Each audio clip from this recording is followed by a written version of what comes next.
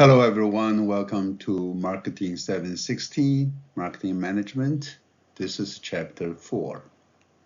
Chapter 4. In Chapter 4, let's focus on developing a competitive advantage and strategic focus, right? Developing competitive advantage and strategic focus, okay? All right. In this chapter, you should be able to learn about and explain the relevance of SWOT analysis. Okay, we're going to into detailed description and details about SWOT analysis. You can learn how to productively use SWOT analysis. Okay? Understand the SWOT-driven strategic planning process, and describe how managers develop and leverage competitive advantages. Right? Understand how firms establish a strategic focus, and explain how marketing goals and objectives are developed. In fact, in your paper, in your group project paper that you are going to work on and finish by the end of the semester, you as a team is going to use extensively the SWOT analysis. Right? I have detailed explanation about the requirements and guidance on your SWOT analysis in the syllabus.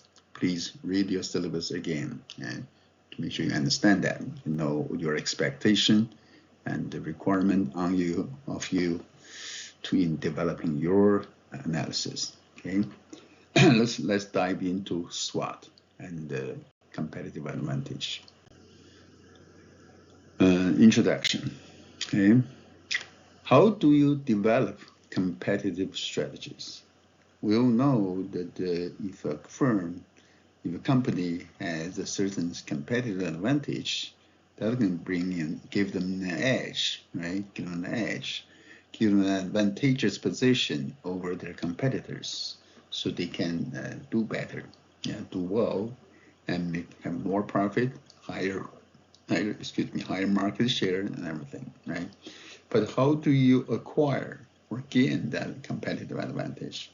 How do you get your competitive advantage and keep it, right? If your advantage is easily eroded, then it's not really competitive, right? Okay. So in developing your competitive strategies, right, first you need to synthesize your information, right? Synthesize information and present and anticipate the situation from your data analysis that we talk about in Chapter 3, right? You need to develop enhanced innovative capabilities. We'll talk more about that, right? You develop a greater focus on customer needs, right? And you need to build assessment process such as a SWOT analysis, right? And in businesses, there will be situations where disruptive changes is going to take place. Disruptive changes in your internal organization, in the business environment, right? Disruption, we call it disruption. Very important, critical disruption. Yeah, could be bad, could be good, could be opportunities, could be disaster, right? Disruption involves innovators reinventing business process. The new business process is so new, so revolutionary, it causes disruption.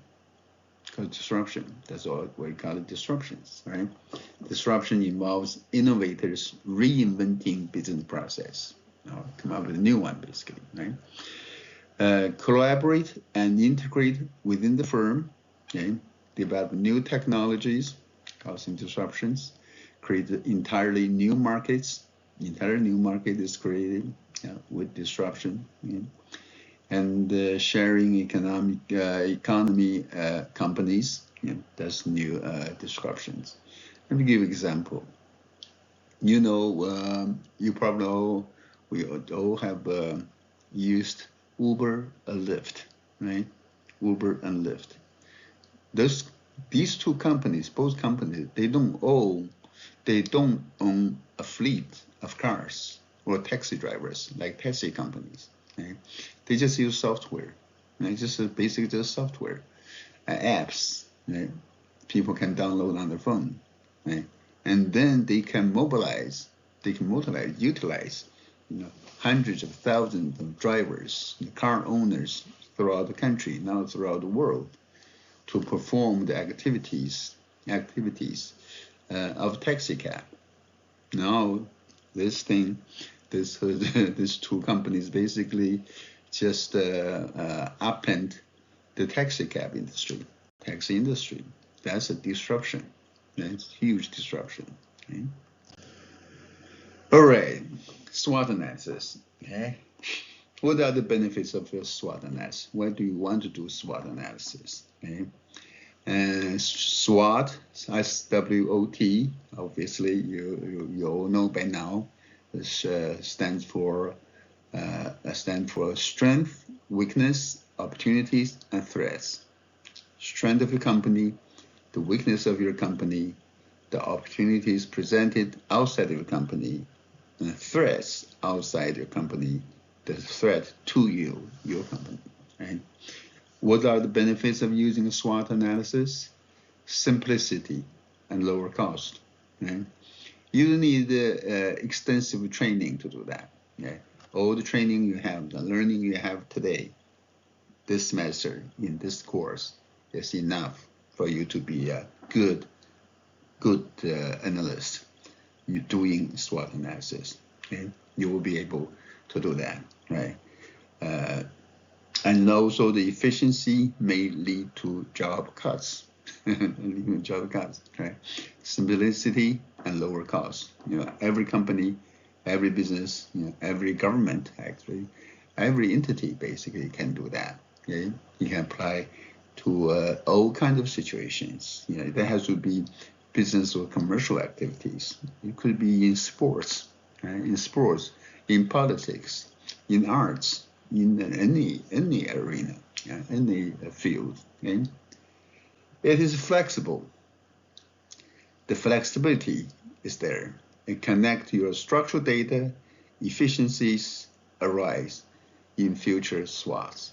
Okay? It's integration and synthesis. Right? It's integration and synthesis because you integrate quantitative and qualitative analysis combined in doing the SWOT analysis. Right? Also, conduct analysis promotes collaborations, bring together varying perspectives, insights in the department, in the company. Right? So it's a good exercise of the mind. It's a great, powerful tool to use in business in competitive analysis. Okay, so let's look at the modern relevance of SWOT analysis. SWOT analysis.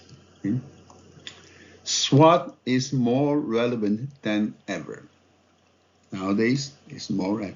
This is not new technique. It's been there around for decades, but it's still being used. Is valued. Is highly looked upon, and is taught in colleges, in business schools, all over the place. Okay? Whether a company receives the full benefit of SWOT analysis depends on the way the manager uses the framework and information inputs. Okay? If you use the framework well and get great inputs, you're going to come up with great results, and you're going to reap full benefit of SWOT. Okay? If it is done correctly and diligently, SWOT analysis is a viable and relevant mechanism for development of a marketing plan. Okay? Remember, you're going to do your marketing plan, right? In your paper, in your group project, you are asked to come up with a marketing plan, and your SWOT can help you with devising that plan. And it is a big part of your marketing plan, right? In your paper and presentation. So that's if you've done well, right? You've done correctly. But if you don't do that well, don't do that correctly, if it's done haphazardly or incorrectly, it could be just a waste of time. And it could be a waste of other valuable resources. Okay? And then your analysis may be just simply irrelevant. Okay? So make sure you do it correctly, accurately. Okay? SWOT. Right? Making SWOT analysis productive. Making SWOT analysis productive. Right? To make it productive, you need to stay focused. Right? Stay focused. One generic SWOT does not work. Okay, just one generic SWOT does not work. Right? You need to focus on product, market combinations. Right? Product, market combinations. Your product lines, and your market segments. Right? Let's look at the Chevrolet. Right? Chevrolet is the division of General Motors. Under the brand name of Chevrolet, you have cars, there are the performances, you have SUVs, they have trucks, right? They have commercials, right? And they have Malibu, Bolt, Corvette, Tahoe, Silverado, and Colorado. I don't think I've ever seen a Colorado, but I've seen a lot of Silverado, and from time to time Corvette. So they have a huge array of product market combinations. Okay? They look at you need to look at your competitors, not just yourself, your product market. You need to look at the competitors, customers, and the external environment. Remember the external environment we talked about in chapter 3, right? You look at your internal, external, and customer environment. Right? In conducting your analysis, SWOT. Right? Only time you would complete one SWOT is when the organization has one product market combination. Right? If you have multiple product, multiple market, you probably need to do multiple SWOT analysis. Okay? All right. So in your analysis about your competitors, you need to search extensively for your competitors, right? Right? Your current rivals and one on the horizon, right? It's easy to see your current rivals, right? That you already see. You may be competing every day. You may have hired someone from their competitor's company to work for you. Okay? Or you may be jump ship and work for your competitors. Right? The current rivals are easy to find, but you need to look out for the ones on the horizon, the rising potential competitors. Right? You need the most effort should be focused on head-to-head brand competitors. You need to look for substitutes, right? Right? And for example, what are the substitutes? What is substitute competitor? Right? Like streaming service, online video streaming versus cable. They're substitutes. Right? Don't be myopic and dismissive. Right? Remember, even giants can lose vision. Giants, big corporate giants, can lose vision. We have seen many cases of that. Kodak, for example. We all know Kodak film, right? Kodak film. I remember vividly, some time ago, maybe 25 years ago, Kodak film, there are only two brands of film that's popular in the world. Kodak and Fuji. Japanese Fuji, American Kodak, right? Where's Kodak today? Right?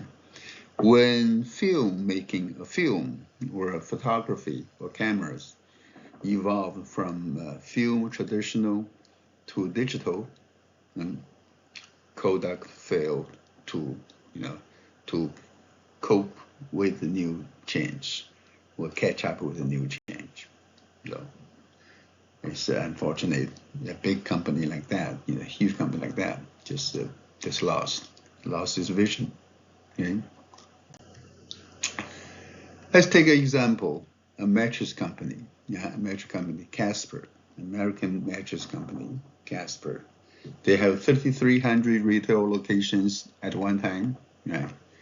Did not see the problem coming with China. Yeah. The Chinese, came with their mattress. They used dumping, illegal dumping, right? Basically, they flooded the U.S. market with a low-priced product. Right? Casper was coming into online space, yeah? And then they tried the DTC brands. Purple and Lisa hit them hard, and had started to offer them online, free delivery, 10-year warranties, risk-free trial, etc. But still didn't make it, and the pump company filed for bankruptcy. Okay? Unfortunate story. Okay? It's a mattress company. Okay? Collaborate with other functional areas. You doing your competitive analysis, competitive strategy, you work on your marketing functions, but also need to work with other functional areas within the company. And what do other functional area managers see as marketing strengths and weaknesses? And not just your own view of your strengths and weaknesses. Maybe you can invite your functional managers, other managers to see. They may have a better view or more objective view. Okay? You need to integrate your supply chain and logistics, not just marketing or product, supply chain. Yeah? New product introduction success is dramatically impacted by functional collaboration and integration. Okay? You have achieved success in new product introduction. You better work with your other teams, other functional areas like production, finance, and others. Yeah, not just marketing. Okay? Starbucks. Okay? Starbucks. Okay? Let's see. In Starbucks, they are working on. We know you can get your frappuccinos or whatever you want in the morning, but they are trying something new. They're trying to develop something new every day. Yeah. They have a new product development division. They operate a development lab for new product development. Right? They call the Trial Center. The Trial Center at Starbucks headquarters. Right? They have cross-functional teams working together with the store managers and baristas. Yeah, frontline workers, baristas, because they know what customers are demanding. Right? And they're very quick in creation and test. If there's a new idea out of the trial center or out of the baristas managers, they get to try it, right? Test it, create it, and test it, and then launch it, right? To achieve greater customer satisfaction. Right? That's Starbucks. Also, in coming up with your competitive or attaining your competitive strategy, you need to examine issues from the customer's perspective. Not just your own perspective.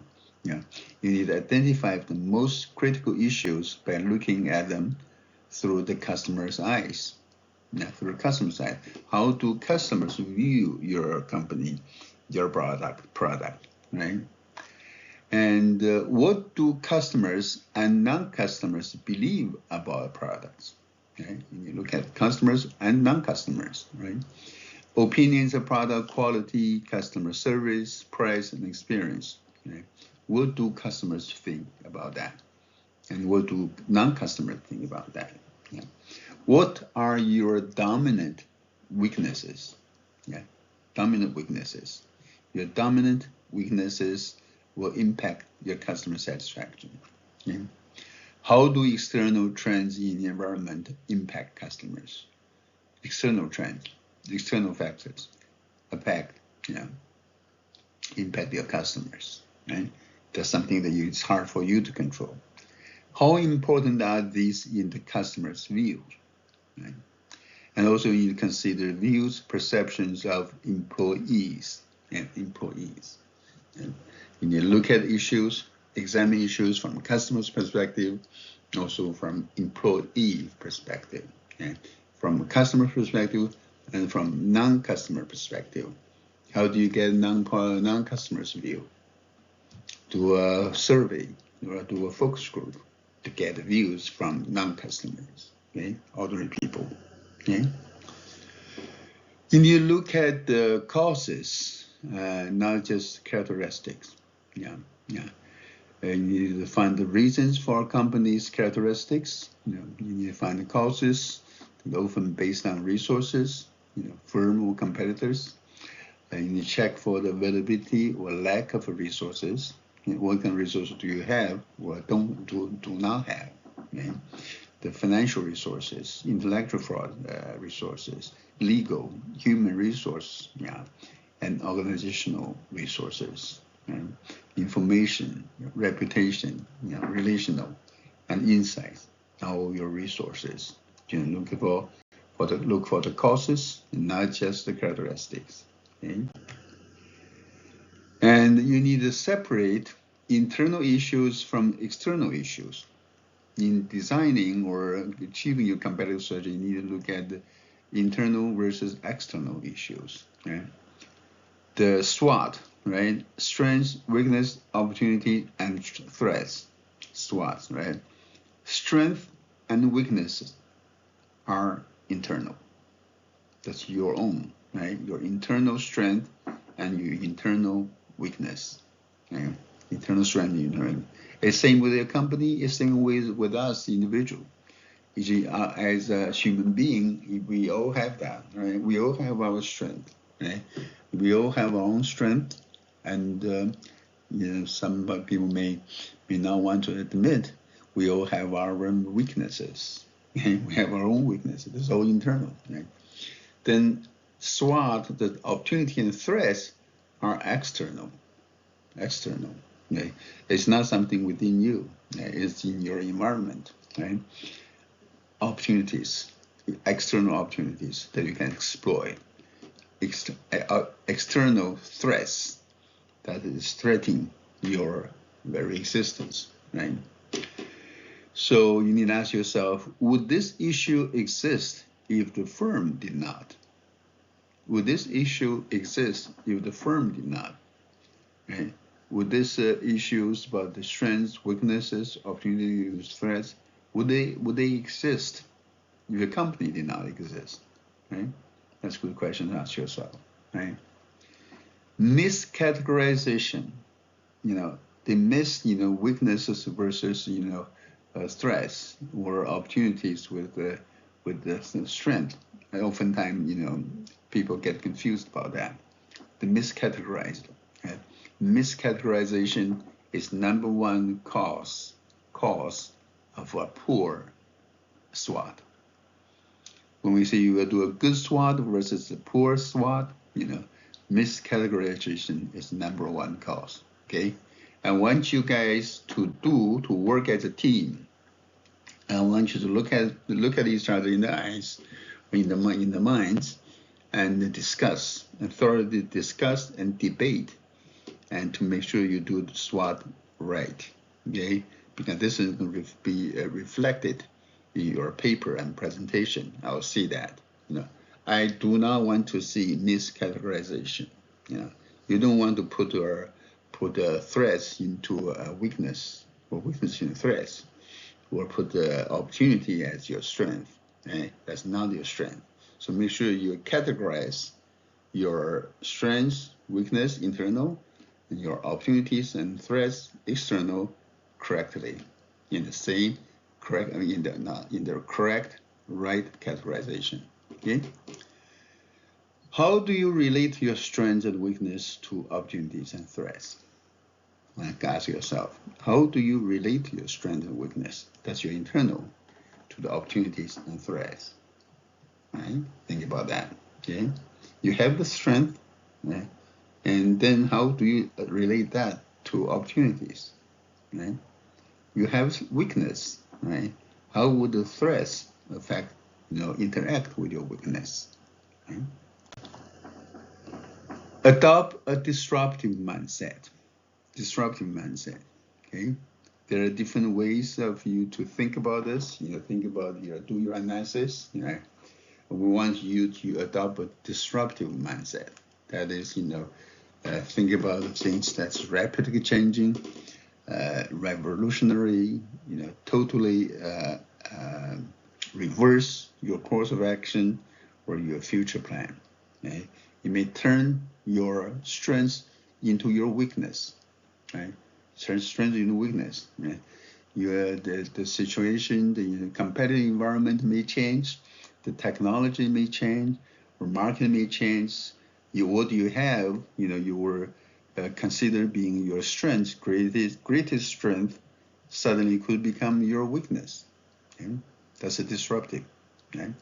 And because of changes in the environment, you may have, or in your competitors, you may see that your opportunity, there might be opportunity out there, but it suddenly turns into a threat to you, right? That's disruptive change. So you need to have this disruptive mindset in turning threat to opportunities and turning your weakness into your strength. Okay, so disruption changes the rule of the game. Yeah, it does. Disruption changes the rule of game. Yeah. So how quickly will the potentially anticipated change occur is important, right?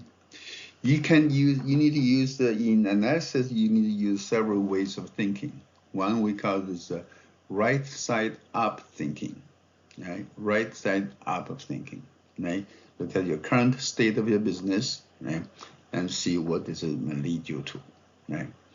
You can use the upside down thinking. Upside down thinking. What's upside down thinking? You change and transform current strength into weakness and weakness into strength. Okay? You need to think upside down thinking. Upside down thinking. How do you transform your strength in how environment for external or environmental changes could make your strength into a weakness? You don't want to see that happen, right? But adverse conditions externally may make that happen, may turn your strengths into weaknesses. Okay? That could be happening. But if you use upside down thinking, you think the other way around. How do you turn your weakness into strength? Turn your weakness into your strength. Right? You need to use upside down thinking. Okay? I need you to read carefully this relevant sections in the chapter to make sure you understand this. Right? You need to use outside in thinking. Outside in thinking. Yeah, what is that? You utilize the idea of upside down thinking and applies it to a firm's competitors. Use that when we will learn from upside down thinking into your firm's competitors. Okay? And seeing what your competitors' strength or their weakness, and how would that make you having a certain opportunities. Right? Turn their weakness into your opportunities. Right? Turn their strength into their weakness. Weakness. Okay? That's outside in thinking. Okay? Let's just look at that. Right? A good example here is Uber and Lyft. As I said, Uber and Lyft. Right? These two companies came into the market with a disruptive technology, totally disruptive technology. Right? They have their app. Right? You look. I don't know if you guys, what you do. I use both actually. Oh, sometimes it's actually a good idea to use both. You have both, and I do my cell phone shopping. I want to go somewhere, taking a Uber or Lyft. Right? I open both. and enter the same destination information, everything, and see who offers me a better price. You'll be surprised. There's could be a huge difference between the two. Okay, so right. So make sure you do that. Okay, as a marketer. And they have the app. Actually, their apps pretty much work the same way. Okay, they have app connecting the drivers with the riders. Drivers are not taxi drivers, right? They just ordinary people like you who want to use their car to make an extra buck, right? Extra bucks. And the drivers, but they are connected with the riders, people needing a taxi cab, or need a ride, right? And they use independent contractors. They're not employees. They don't need to pay them benefits or anything. They're considered independent contractors. Of course, I think there are some laws changing or being proposed to change that, but I doubt it's going to go through. So they will be treated as independent contractors. Okay? So Uber and Lyft, disruptive technology. Okay. Okay. Now we talk about SWOT. How do we plan our conduct our strategic planning using SWOT, right? Using SWOT-driven strategic planning. Okay. Okay. Again, look at the SWOT. Okay. The SWOT. We have strength, weakness, opportunities, and threats. Right. Again, the strength and the weaknesses. You look at strength and weaknesses. Right. Both of them are internal origin. Right. It originated from within. It's within your company. Right. And they are attributes of the organization, your company, your business, your whatever, whatever organization you are in, and even ourselves, individual person, we all have attributes of our own. That could be our strength and weakness. Okay? And the opportunities and threats are external in origin. Right? They are the attributes of the environment, not inside your company, right? Their environment, right? Of course, we all love our strengths and opportunities. We welcome opportunities. We love our strengths, right? These are all helpful ones, yeah? Helpful in achieving the objective. Right? These are helpful ones, good ones to have. And the weaknesses and threats. Weakness is something we are reluctant to admit. Threats are things, bad things that we don't want to see. Right? These two are harmful to achieving the objectives. Okay, so make sure you look at that. Right, from an internal versus external perspective, helpful versus harmful perspective. These are the four components of SWOT analysis. Okay. All right. Some potential issues to consider when you devise your marketing plan using SWOT. Okay, you need to consider potential internal strengths. Will be your strength, right? There'll be strength, weakness, opportunity, and threat, right? What are your potential internal strengths? Let's see, if you have abundant financial resources, a lot of money. Money is not a problem, right? That's a strength, right? Respected company brand image, great resource, great strength, right? Good strength. Agile and able to address disruption. When disruptive technology takes place, you're able, very quickly, adapt. You're able enough to address disruption. That's definitely a strength. Right? Customer brand advocacy. The customer are actually, advocating for you. Yeah. I think Elon Musk, Tesla, they achieved a certain part of that. Apple's iPhones definitely achieved that. People are kind of like voluntary ambassadors, telling everyone about the brand, about iPhone or things like that, or Tesla cars. Okay? I've seen people who are Tesla owners very enthusiastically telling their friends about that. Okay? Economies of scale. If you can achieve economies of scale, you produce a large quantity of something at low cost. That's economy of scale. That's your internal strengths. These are all your possible potential internal strengths, right? What are your internal weaknesses? Things that we don't want to see, right? But you have to face it, right? Lack of strategic direction. You don't know where you're going.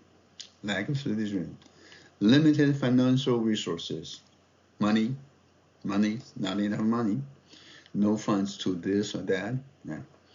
Lack of focus on disruptive competition. Lack of focus on disruptive competition. Right? You cannot focus on that. You cannot focus on that disruptive competition. Then you get lost track. Right? Lost track.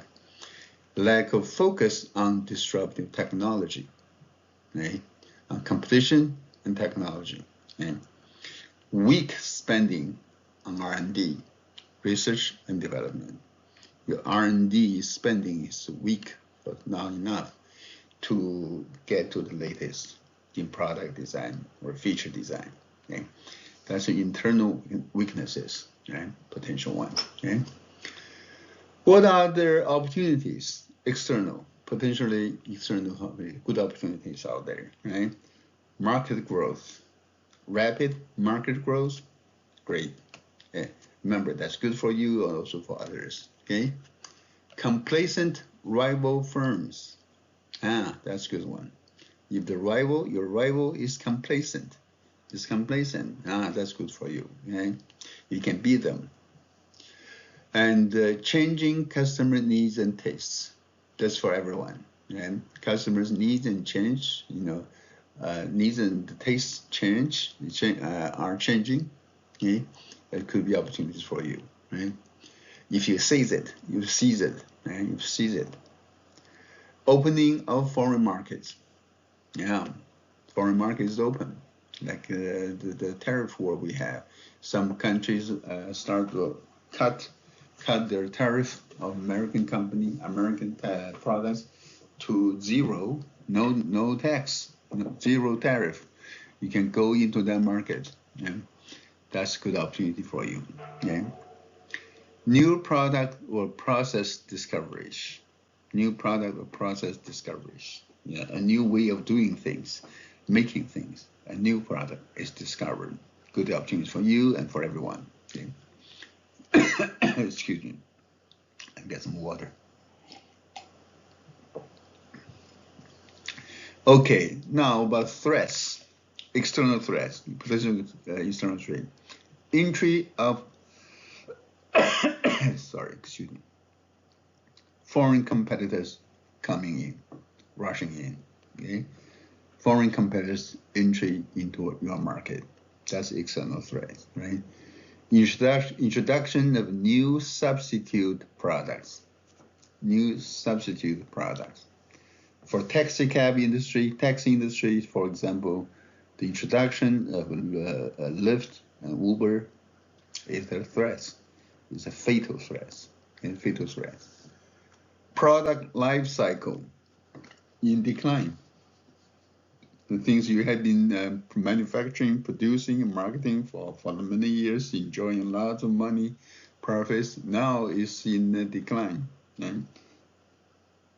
Remember the product life cycle stage? What are the product life cycle stage?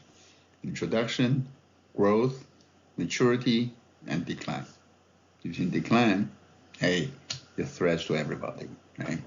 Changing customer needs and tastes. Remember, see this? Changing customer needs and tastes could be an opportunity and also could be a threat. Okay? They don't want your product anymore. Okay? Rival firms adopting new strategies. Now, that's a mind game, right? If you don't come up with a new strategy, good competitive strategy, they're going to come up with one. Okay? Your rival will come up with one. And their new strategy could be a threat to you, external threat to you. Okay, I want you to analyze this, think through about this, digest this. There's some really good issues to consider in identifying your SWOT. Okay, strength, weakness, right? Exists because of resource excellence and abundance, or resource failure or shortfalls. Okay, that's the, if you have the resource, a lot of them, excellent, abundance, strength. Resource failure and shortfalls, weakness. Okay? Your relationship with customers and employees could be your strength and could be your weakness. And you have a great relationship with both, or a bad relationship with both. Okay? Strength are capabilities in support of customers' needs. You keep that in mind, right? Continue to support customers' need. Okay? Customer focused, yeah, that's a strength, right? Build strategic competitive advantage. That's what you need to do. Okay. Let's look at an example here: strengths versus weaknesses. Right? Airline industry, right? Big carriers, have problems, right? Like Delta, American, United, the major three, big airlines, right? They're big carriers. They have problems. What's their problems? They have internal efficiency is too big. They're too big. Labor relations, pilots who are, unions, and are slow to respond to customer change. That's their weakness. Okay, that's their weakness. Right, problems. But on the other hand, low-cost carriers like Southwest, Frontier, JetBlue, and Spirit, have you flown on all those? Right? You can see that it's low cost, low service, right? They don't offer you meals, not even soda or anything, peanuts, nothing, right? It's just the basically bare minimum, right? Even they even charge you for carry-on luggage, right? Okay, the low-cost carriers, right? They enter the routes not flown by others, right? And they have internal efficiencies, low prices, flexible ops, and equipment issues. Their fleet may be aging. They don't have money to buy newer airplanes. Yeah, but they're pretty safe. Don't worry about that. Okay, the airline industry. Okay? Opportunities and threats. Right? Opportunity and threats exist outside of your company and are uncontrollable. That you cannot control. It's outside your firm. You cannot control. Opportunities and threats typically occur in competitive environment, right? In competitors, in customers, economic situations, political, legal environments, technological, environmental, and social culture environment that you cannot control. Okay? You need to take advantage of opportunities, relate strengths to opportunities, and minimize impact of threats. Okay? For opportunities, you need to take advantage of that. For threats, you want to minimize the impact. Okay? Minimize the impact. Okay? How do you take advantage of opportunities? You want to relate your strength to those opportunities. Okay? That's how you need to take advantage of that. Okay? Opportunities, right? Okay. Let's look at some couple examples, companies like in home entertainment industry. Right? You're familiar with the company Blockbuster, right? Blockbuster Video. Right? 20 years ago, 25 years ago, there were Blockbuster Video stores everywhere. And I remember going weekend, my wife and I would go to Blockbuster and get videos in cassette, in those VHS tape, right? And then return the old one that we rented last week, and get a new one, a movie, right? And go home and watch it on our VCR. And it's VHS and DVD. Later on, the DVD rental. Yeah. They used to be a dominator player. Yeah. but over the years, they lost their dominance. You can see just year by year, they lost their dominance, right? Why? Online streaming. Online streaming is up, is running, is gaining momentum. They're late in getting onto online streaming. Okay? On the other hand, Netflix, right? Netflix started out competing with Blockbuster. They don't go, they don't use, they don't have those brick and mortar stores. They go by DVD, by mail. Kind of like cumbersome, but it's, to some people, it's kind of like convenient too. By mail, you have to mail them back. They mail your DVD, you mail them back. Later on, you see those. Oh yeah, I'm sorry. That's a red box. That's a different one. Sorry, Netflix, right? Started out by DVD, by mail, and then they realized, they don't want to do that anymore. They use the internet, streaming, online streaming. They were the early one on online streaming, right? And then they were online streaming like movies, all the movies, everything. And then they started to have their own original content. I think this, have you seen the Korean production called the Squid Game? Squid Game? That's a new one. That's there is not on TV, not on cable. It's totally just on Netflix. Netflix original content. And it was a big hit. It was a big hit. I watched all the episodes in the first season of Squid Game. And I watched second season too. I don't know if they're going to come up with a new one after the third one or not. They start to have more and more of their original contents and start to compete with the movie industry, basically. Right? They're the first streaming platform to win Primetime Emmy Award. So pretty amazing. Right? If you compare Blockbuster versus Netflix, it's just, there's new disruptive technology, streaming, online streaming. One is late in catching up with that. One is early in catching up with that. You see the difference now. Okay. Role play activities. I will use role play activities in my class, in-house, in classroom. Divide my students into groups, right? But since we cannot do that here online, this is what I want you to do. Okay, you can perform your SWOT analysis using yourself as a product. Using yourself, just look at yourself, right? Think about yourself, right? Be candid. Be candid about your resources and the strengths and the weaknesses you possess. Right? You have a lot of money, say you have a lot of money. You don't have a lot of money, say I don't have a lot of money yet, right? And what are my strengths? Everyone can come up with a lot of strength, right? But don't be shy about telling your weaknesses. I want you to think of that, right?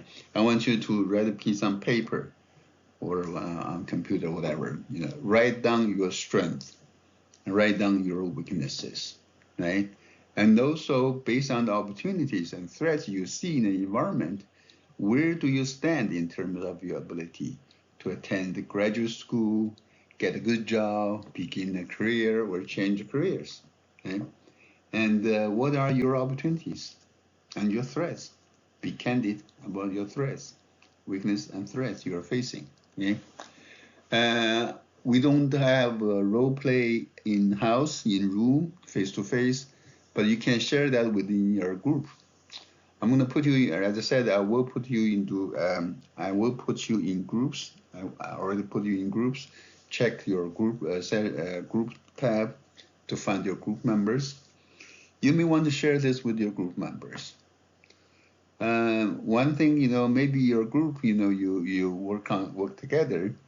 Maybe you're good at writing. Somebody's good at presenting. Someone may be good at analyzing. You can divide your task on your group project. So anyway, so do your analysis, play your role, think about yourself, reflect on yourself, look within, and then share that with your group and have a good discussion, right? Just for fun, okay? Now, this chart, this graph, I want you to stare at it, look at it, stare at it, think about it, every aspect of that carefully. Spend a good half an hour on this chart, okay? And help you understand and know what to do with the SWOT analysis. You'll be good analyst on SWOT later on, okay? How do you look at this, right? This is the SWOT matrix, Upper left, strength, internal, okay? Upper lower left, weakness, internal, okay? Upper right, opportunities, external, and lower right, threats, external, okay? These are the SWOT, right? The matrix, right? From the left is internal, to the right, external, right? To the top, good things, right? And to the bottom, bad things, okay? Between strength and opportunities, your internal strength and external opportunities, you want to use match, okay? How do you gain competitive advantage? You want to match your strength to external opportunities. This is your strategy, okay? You see that? Match your strength, internal strength, with external opportunities, okay? At the bottom, you see minimize and avoid, right? Basically, you have internal weakness, you have external threats, right?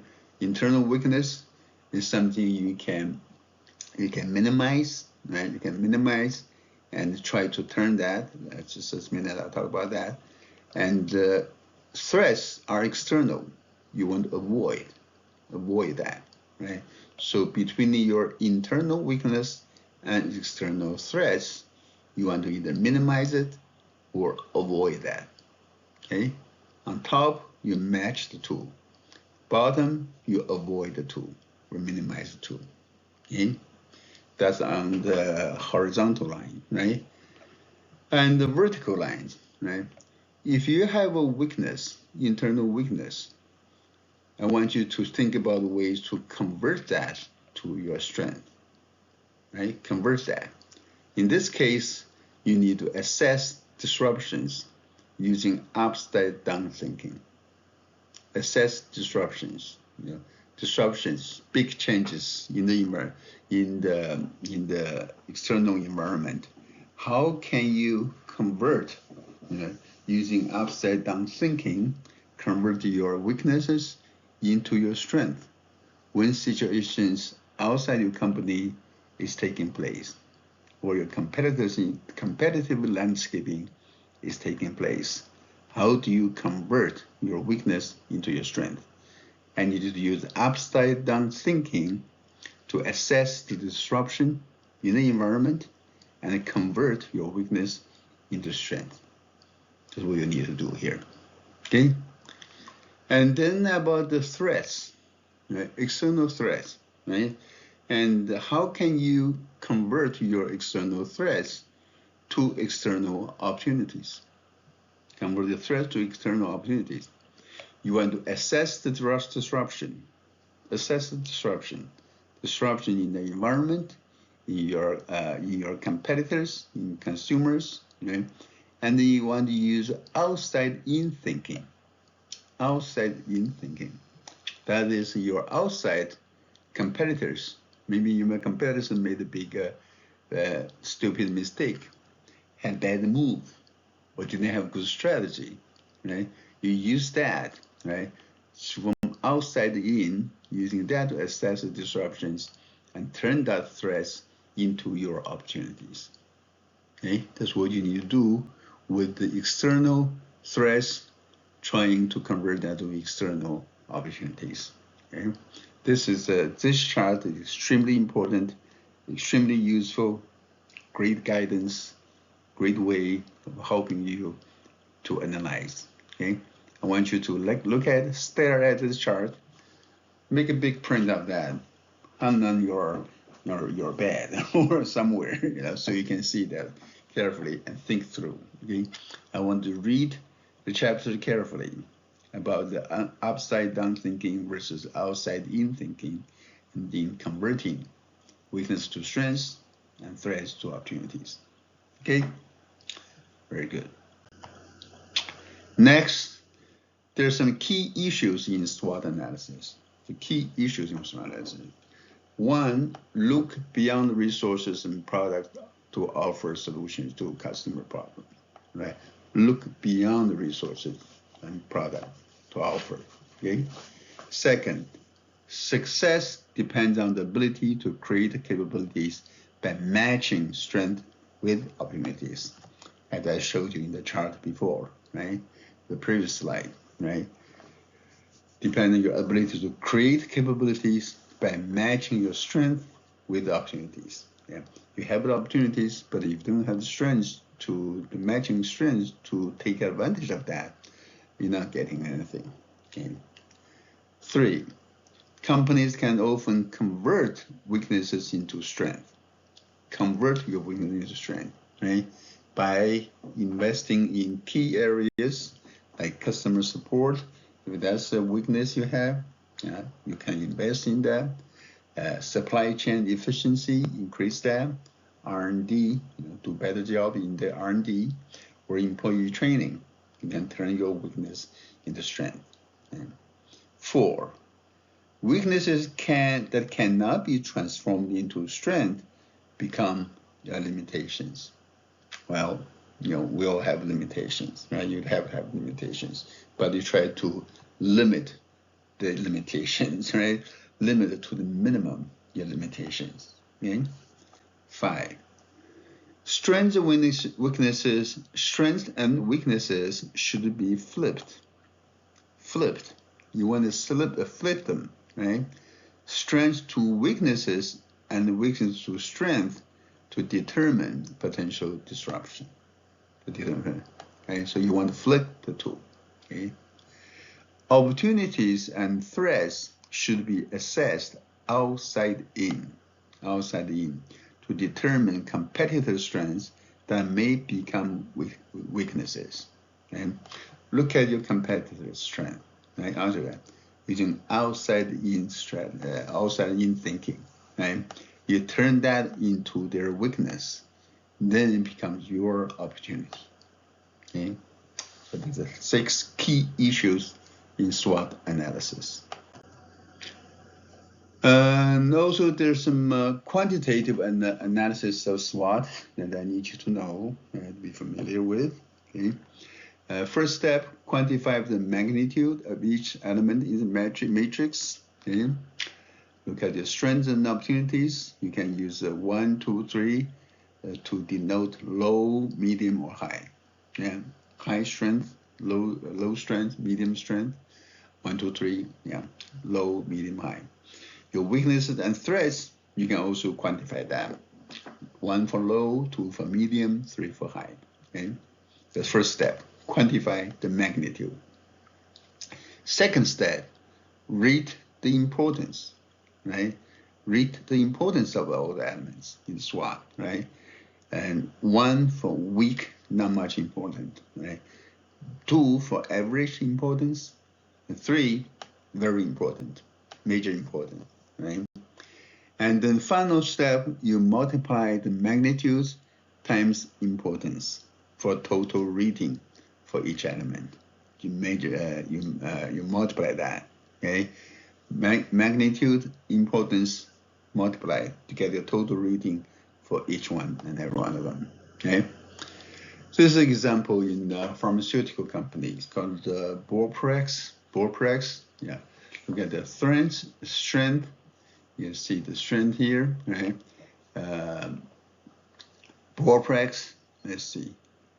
Borprex is approved to treat arthritis and migraines. That's the new drugs, right? New drugs, right? The magnitude is 3, importance is 3. Yeah, magnitude 3 times 3 get 9. Okay. Patent exclusivity for 3 years. They have exclusive patent to that for 3 years. That's 3 and 3 is also 9. Okay. New product entry. The magnitude is 3, very important, but importance is only 2. I give you a 6. Okay? Prescription strength pain relief available over the counter, and 3 or 2. Okay? Effective migraine treatment, 3 and 2. I give you a 6, right? 6 here. So which one's rating is the most important, right? The first one, approved treat to arthritis and migraines, right? And patent exclusivity.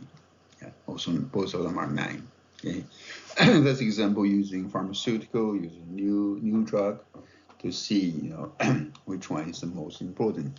Okay, how to interpret that? Basically the elements with the highest total number of ratings should have the greatest influence in developing marketing strategy. Yeah, that the one we just saw with 2 9s. Yeah, the 9s you should put your efforts in the developing marketing strategy for that. Right? Strength with the highest numbers must be emphasized to create a capability or competitive advantage. Okay? That's your strength with the highest number. Yeah, that's your competitive advantage. Right? A small opportunity should not be emphasized. The opportunity is small, you don't need to worry about that. Okay? Magnitude and importance vary by product market. Right? That's how to interpret that number, quantitative numbers. Okay? Let's do another quiz, pop quiz time. Okay? An abundance of financial resources would be considered are what? A potential what? A strength, a potential weakness, or a potential opportunity, or a potential threat. What do you think? Pause for a minute. Think about that. Abundance of financial resources. What would that be? See? Okay, you can continue. It is a strength. It is a strength. Lots of money is definitely a strength, right? A potential strength, right? All right. Let's move on there. Let's develop and leverage competitive advantages. Develop and leverage competitive advantages. Okay. The next step in your planning process. Okay. To align your strength with opportunities and develop a disruptive mindset. Disruptive mindset. Remember the disruptive technology we talk about? Disruptive mindset. Yeah. You need to find the compatibility between your strength and the important and sizable opportunities. With your strengths, yeah, you find the compatible opportunities. Then that's where you need to put your effort, right? Greatest effort and marketing dollars, right? If you serve customer needs better than your competition, excuse me, you will have a competitive advantage. Yeah, you will have a competitive advantage, right? That's you serve your customer better than your competition, right? Common source of a competitive advantage. Now this is a good chart, good thing to remember, right? If you have relational advantages, that's a good one, right? You have good customer relationship, right? If you have legal advantages, your legal protection, your patent right or exclusivity, for example, that's an advantage, right? If you have organizational advantages, your employee morale is high. Yeah, they're all devoted. They work hard. Yeah, work ethic is good, is high, and loyal. Nice to customers. That's good. If you have a human resource advantage, that could be your competitive advantage, right? Competitive edge. If you have product advantage, like I would say Apple definitely has a product advantage. Everyone is looks forward to the new iPhone is coming out. Okay? Pricing advantage.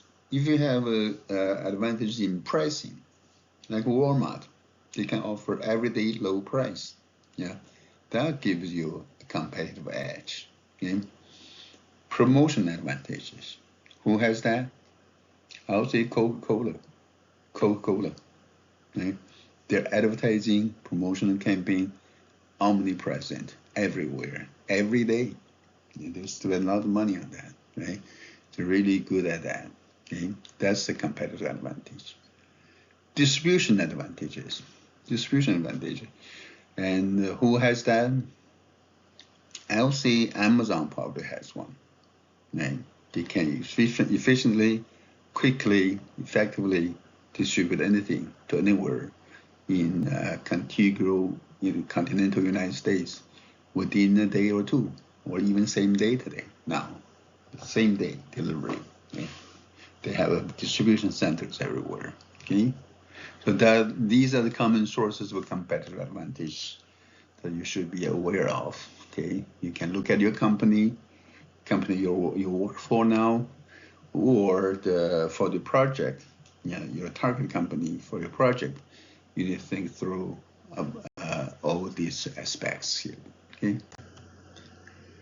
Competitive advantage. Real differences between the firm. There's a real difference between firms. The firms, successful or not, really, the competitive advantage, the presence or not, determines how good the company is. However, perception has an impact. Sometimes the people's perceptions, there is hard to change, right? And Apple versus Samsung, and Google or LG or Amazon, people all have perceptions about the companies, about the image, right? Perception that iPad is better than others, that's a fact. People just have their perceptions, and it's probably true. Japan, I feel that I use iPad. I feel that it's better than others, but I have friends who don't, who use IBM or Google's. They thought that's better, but perception is hard to change, right? For Apple needs to exercise upside down thinking to make sure the leadership myopia does not become a weakness with a new disruptor entering the market. Okay, think about that. Right? There could be a new disruptor entering the market, right? And they need to make sure that that leadership perception is not turning to become a weakness of theirs. Strategies for competitive advantage. I'll skip that. And operational excellence. Focus on efficiency and effectiveness of operations. I'll let you read that. Low cost of doing business. That's operational excellence also. Operational excellence can rule as long as customers' changing needs are addressed. Operational efficiency may cause concerns that safety and quality are being shortcut. Right? Be careful with that. Product leadership, right? Excelling at technology and product development. Right? Most advanced high-quality products, right? Like some companies have that and enjoy that, most advanced high-quality product, like in Microsoft. Right? Microsoft dominates personal computing operating system for decades, forever, I guess, and there's no competitor worldwide. Their Office Productive Suite is so powerful and so good, so high quality. We never had issues. Actually, I'm using PowerPoint. That's by Microsoft Office, right? And it's so effective and so flawless. We use it all the time. Right? And the Surface Pro, which address customer needs, they have the strong edge upside down thinking. Other product leaders are like Pfizer and 3M. You know 3M, right? 3M used to be called 3M, stands for Minnesota Mining and Manufacturing. That's how they started. mining and manufacturing. Now look at what they do. Nothing to do with mining and manufacturing, right? Or office product and other things. Customer intimacy, right? Knowing your customer needs better than anyone else, you have customer intimacy, and that is a source of your competitive advantage, right? You develop long-term relationship by seeking their input on how to improve and solve problems, okay? Like a Nordstrom store, right? It's a fashion and lifestyle merchandising, right? Not categories. It's fashion and lifestyle, right? Great customer service, right? Amazon, what others are saying, buying, and reading. Right? Ritz-Carlton, they achieved ultimate in frontline employee empowerment. They empower the frontline employees to provide the ultimate in service to Ritz-Carlton's customers. Okay? 5-star hotel. Okay? Another quiz, pop quiz. Right? Operational excellence refers to what? A, working to know your customers, understand their needs better. B, offering customers the most advanced, highest quality goods and services in the industry. C, focusing on efficiency and operations and processes. And D, excelling at product development.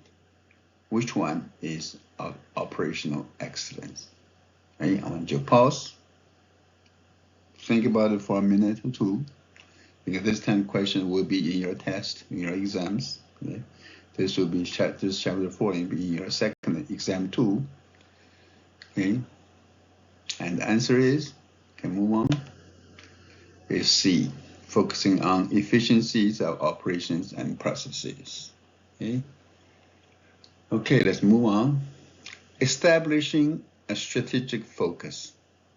Okay? Strategic focus. Yeah, strategic focus model guiding the firm as it integrates and implements marketing into a coherent strategy. Yeah, that's a strategic focus. It's a model guiding the company as it integrates and implements marketing into coherent strategy. Okay? Achieve competitive strategy. Okay? You want to compensate for your weaknesses or vulnerabilities. Right? Right? And the direction taken for your strategic focus depend on the SWOT analysis. Right? Use SWOT analysis. Right?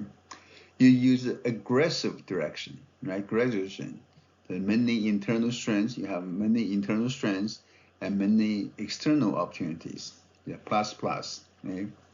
Many internal strengths and many external opportunities. You use an aggressive strategy. You have strength, you have opportunities, and aggressive strategy. If you have a plus minus, there's your many internal strength, but many external threats.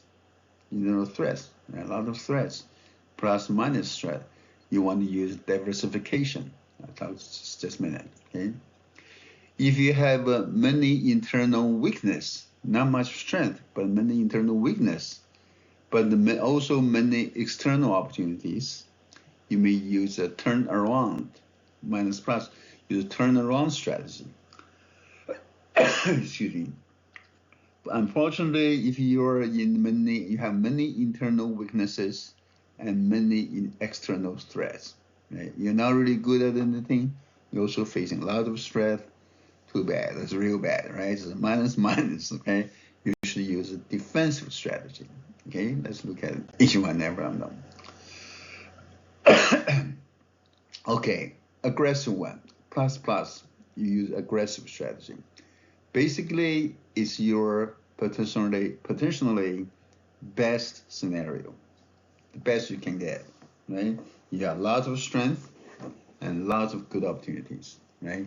Lots of strengths match up with a lot of opportunities.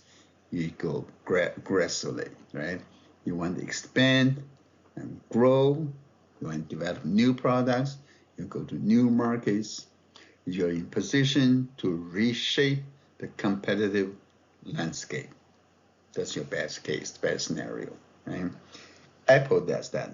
Apple did a lot of that, right? They have a lot of strengths, great opportunities, like Apple TV, Apple Watch, iPhone, iPad, MacBook, iPods, AirPods, right? I'll say the iPhone and the iPad, MacBook, they're all very successful. Okay, that's extra aggressive strategy. Okay, aggressive. Next one is diversification. Diversification. Right, you have a lot to offer, but limited by external factors. Your strength is your strength is good. You know, lot to offer, but the external factors is bad. Right? External factors is not that strong. You want to use a diversification strategy, right? Diversification portfolio of products, markets, or SBUs. Yeah. Like this company called Altria Group. You know, probably few people heard about this company, Altria Group. It's a tobacco company. Okay? They have Philip Morris, 50% of the U.S. tobacco market.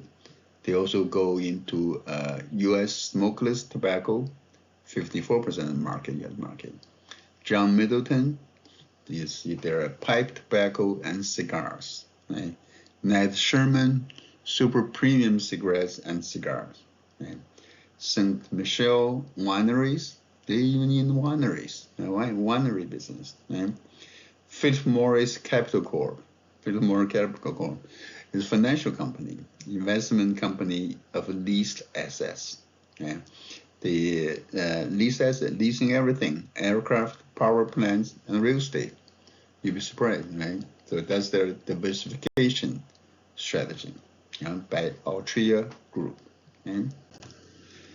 Next one is turnaround, minus plus. You have too many short-term internal problems. You're weak. You have a lot of weakness, right? And outside opportunities are great, but you have too many problems to take advantage of the opportunities. That's pretty bad, right? That's right the ship. You need to right the ship before moving forward. Yeah, right the ship first, then move forward. And sometimes bankruptcy, bankruptcy are the options, like True Religion, Neiman Marcus, JCPenney, J. Crew, and GNC are using that turnaround strategy. Okay. Finally, it's a defensive, minus, right? Your internal problems, overwhelming. External problem, overwhelming. Okay, you're not the good inside, outside environment also bad. Minus, plus, minus. What do? Like declining mall traffic has resulted in bankruptcies, and the company cannot recover. A lot of companies are in that situation, like Radio Shack, okay, and Barney's, New York, American Apparel, and White Seal. So examples of that, and defensive strategy. Let's look at another company called Kroger. Let's look at Kroger. Okay, the real company, real world company example. Real Kroger. How Kroger goes digital, grocery growth. Okay, do you shop at the Kroger? I have Kroger's near my home. There's a retailer, grocery store, 3,000 grocery stores and non-food stores in 35 states. Okay. They operate brands like Kroger, Ralph's, and Fred Meyer, right? They're feeling competitive pressure from Walmart and Amazon. Walmart with their supercenter, supermarkets inside. Okay? Home delivery boosted due to COVID-19 pandemic. Okay? And they formed a strategic partnership with the Instacart, okay? The Neural, the robotics company, to test unmanned delivery service. Unmanned delivery service in some cities, they're testing that. Yeah. Also, they worked with the Ocado, e-commerce firm, Right? Their competitive advantage. Yeah. They believe that the physical stores are competitive advantage over Amazon. I think to a certain extent it's true. It is true, right? People, even though Amazon may be able to deliver the next day or even the same day, Kroger, if it's just one like a few minutes from your home, you just go to the aisle and grab something and come home, right? Physical store, it is advantage, but it's costly. Yeah. Long established loyalty program, lots of customer data. I have one. I had the Kroger card, little tag on my keychain, but kind of like worn out. Have been there for so many years. It's worn out and it's lost. Okay, but you can see they have lots of customer data. Okay, they go digital. That's their strategy for now. Another look at another company, Southwest Airlines. This is an admirable company. It's a great employer, right? It's good to have a strategy canvas, the picture, the graph like this, right? It's a good tool for visualizing your strategy relative to others within the industry. And you can identify a value curve with two major characteristics, two-dimensional chart. Right? It should reflect your strategic focus. Okay? Should be different from competitors. Right? They're offering on the x-axis is the price of airlines, or airline price, the meals provided, lounges in the terminal, seating choices, connectivity, high or low, connecting to other companies, other destinations, friendly service, speed, and frequent departures. Okay? The blue, the other airlines, the major carriers, right? And the orange is car vehicles, right? Car by car. And this purple is Southwest. What do we see here? This purple line is for Southwest. With regard to price, meals, lounges, seating, connectivity, blah, blah, blah. And you look at the offerings, the company, what the airlines offering, from low to high. You can see for the other airlines, major ones, the price high, okay? The meals higher, they offer meals, not too good now. Lounges, oh yeah, they have big luxury lounges, right? Seating choice, you can choose seats, you can switch it. And high connectivity, you can connect to everywhere. Friendly service is okay, and speed is okay, right? Now, what about the Southwest? They're low on price. They're low, cheaper, right? Meals, low offerings, no meals. Lounges, probably no lounges, right? Seating choice, no, whatever they give you. Connectivity is low. They're not forming partnership with others. But what they do have is friendly service, higher than other airlines, right? Speed, higher, right? Frequent departures, higher, right? This area here, right, over here, to the right, where is right way above the other airlines, is the competitive strategic advantage of Southwest Airlines. So using this strategy canvas, you can visualize and see, on two dimensions, your strengths and your focus, where your excel at, and where you want to maintain your advantage. Okay, now let's talk about developing marketing objectives and goals. Developing marketing objectives and goals. Okay? I'm gonna go quickly on that, right? It's been 1.5 hours now. Developing marketing goals. Goals and objectives must be consistent with your mission and vision. Right? Goals are generally desired accomplishments. Objectives provide a specific quantitative benchmark to gauge progress toward achieving goals. Right? There are considerations in goal setting your goals: attainable, consistent, comprehensive, and intangible. Okay? What's attainability? Realistic, If you have unrealistic goals, it's demotivating. It demotivates. Okay? You don't want to demotivating your people. You want to motivate them.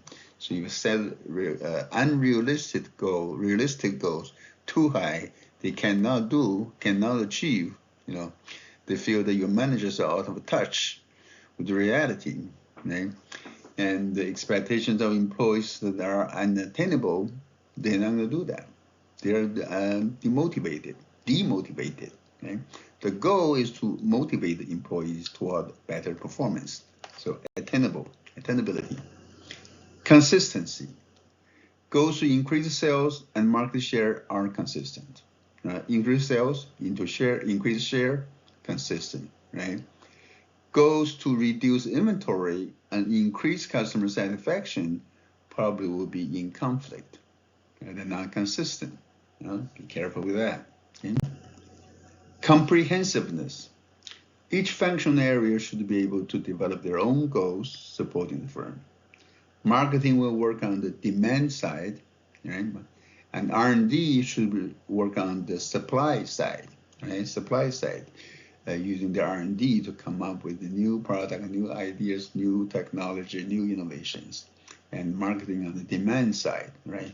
Monitor customer needs and tell the R&D what they need, right? What the market needs.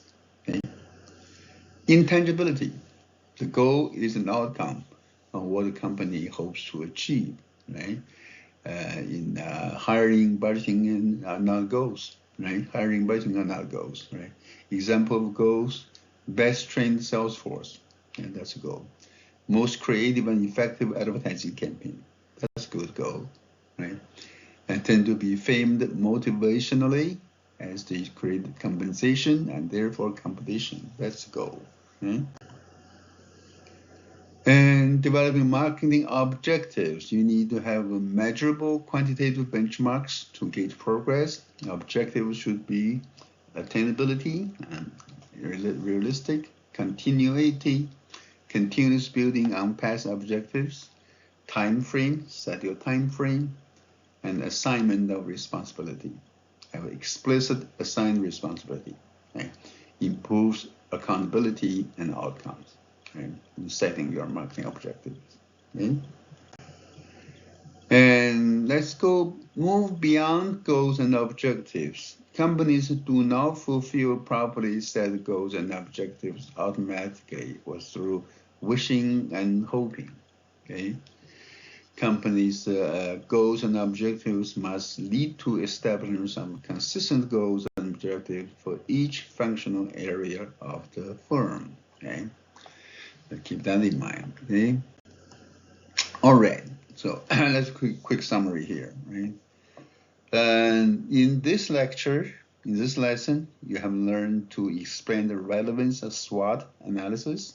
Remember the charts, the graphs, how to productively use SWOT analysis, okay? How to understand SWOT-driven strategic planning, using SWOT to drive your strategic planning. Describe how managers develop and leverage competitive advantages. Understand how firms establish a strategic focus, okay? How marketing goals and objectives are developed. That's what we covered in this chapter. Okay, that's all for today. Thank you. We'll see you next time. Goodbye.